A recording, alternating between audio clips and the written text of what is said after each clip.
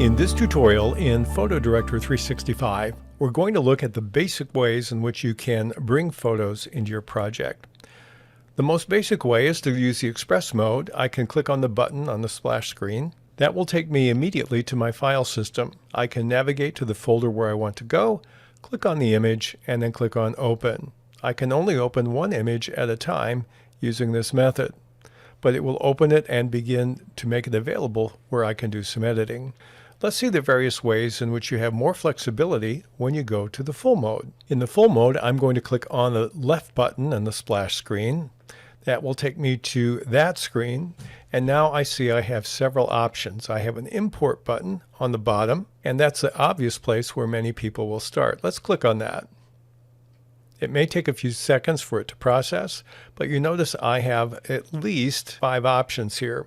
I can import an individual photo. I can import a folder full of photos.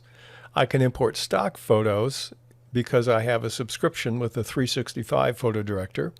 I can import photos from the cloud if I have already stored them in the CyberLink cloud. I can retrieve them by clicking there. If I have a camera attached, I don't right now, but I can navigate to the place where I can retrieve them from my camera. I can actually pull a video in and take one or more frames out of the video, convert them into photographs, which I can begin to edit. So those are all my options. Let's look at a couple of them that are the most popular. Lots of times we're going to import an entire folder of photographs for a certain particular project. I'll click on that. It takes me to my file system. I'm going to click on the folder called Testing and click on Select Folder in the lower right corner. And there I have all the ones I want. I'm going to deselect them all. And you don't have to click the checkbox. You just have to click anywhere in the photo. And I'll select several. And I'll click on Import. And I just imported 4 of them for my project. So that's as simple as it is to bring them in using that method. The method I use a lot if I just want one is I do Control-I, hold the Control key down, hit the I key on the keyboard, pops up the same file system. I navigate where I want to go, click on the image or double click and click the Open. And it adds the photo to the library. And this is the latest import, so it changed the view. If I do all photos, I'm going to see the boat as well as the other objects that I imported earlier. So that's as easy as it is with that. Now for stock photos, you don't have to click on the import button, though it's found there.